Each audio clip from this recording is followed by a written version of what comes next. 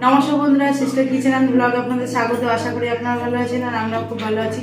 তো আজকে আবার একটা রেসিপি নিয়ে চলে এসেছি। আজকে বানাবো শাপলা দিয়ে রুই মাছ দিয়ে কাটা রুই মাছ দিয়ে ঝোল।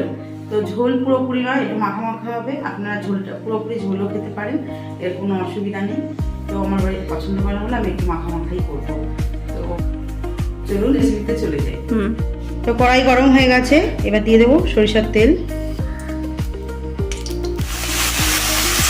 দেখতেই পাচ্ছেন আমি কিন্তু তখন লবণ দিইনি, সেই থেকে আমি কিন্তু একটু ভেজে নিলাম। এবার দেবো লবণ,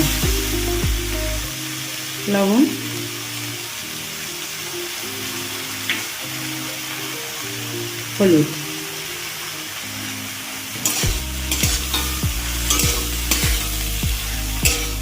তো ভাজা হয়ে গেছে শাপলা। আমি এবারে দেখে তো নামিয়ে রাখবো। তো ভাজা হয়ে গেছে, নামিয়ে নিয়েছি। এবার তেল দিয়ে দেবো। এবার মাছটা ভেজে নেব। অবশ্যই পরিমাণে একটু তেল ভেজে।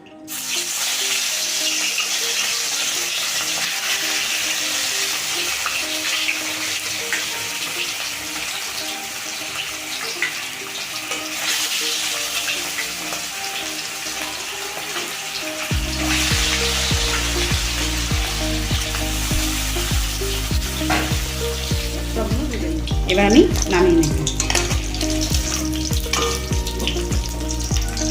তো মাছগুলো ভাজা হয়ে গেছে, নামিয়ে নিয়েছি। এবার দেবো আলু।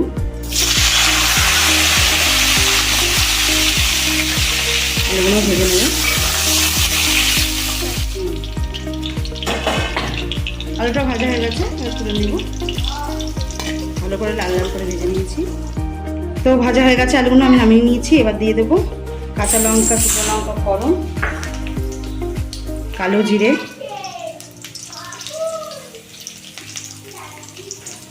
অবশ্যই ঝালটা আপনারা আপনাদের মতো দেবেন। এবার দেব পাকা টমেটো,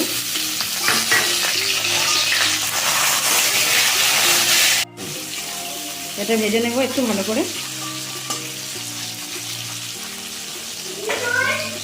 তো ভাজা হয়ে গেছে, দেখতেই পাচ্ছেন পুরো কিন্তু আমার ভাজা হয়ে গেছে। লঙ্কাগুলো একদম চেঞ্জ হয়ে গেছে। এবার দেবো জিরের গুঁড়ো,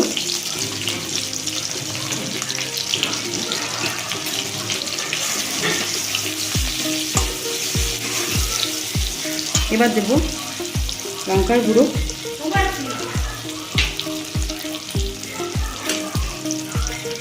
এবার দেবো হলুদ গুঁড়ো,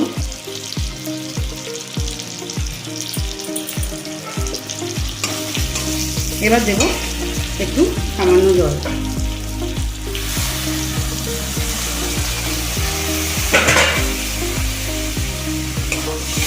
এটাকে একটু কষিয়ে নেব।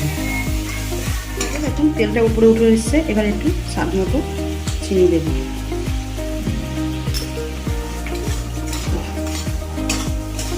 এবার আলুটা দেবো।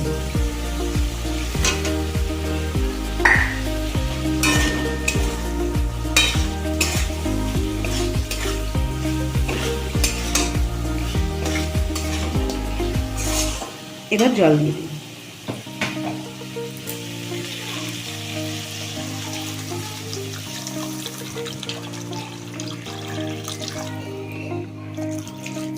খুব জল যারা পছন্দ করেন বেশি জল দেবেন, যারা মাখা মাখা পছন্দ করেন মাখা মাখা দেবেন।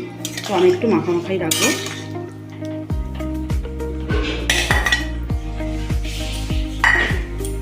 এবার এটা ফুটা অবধি অপেক্ষা করবো। এবার দেবো একটু লবণ।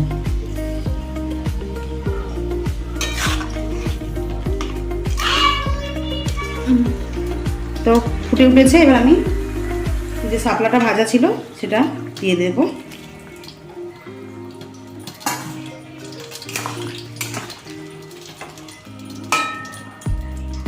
এবার দিয়ে দেবো মাছগুলো।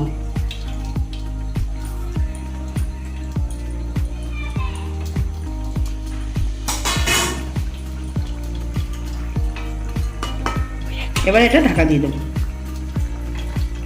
তো হয়ে গেছে পুরো। এটাকে আমি এখানে মাখা মাখা করেছি। এবার আমি নামিয়ে দেব। তো আমার বাড়ির লোক যেহেতু বেশি ঝোল পছন্দ করে না, ওর জন্য আমি একটু ঝোলটা কম রাখলাম। তো এটা ঝোল করলেই বেশি ভালো লাগবে, টেস্টটা আরও বেশি ভালো লাগবে।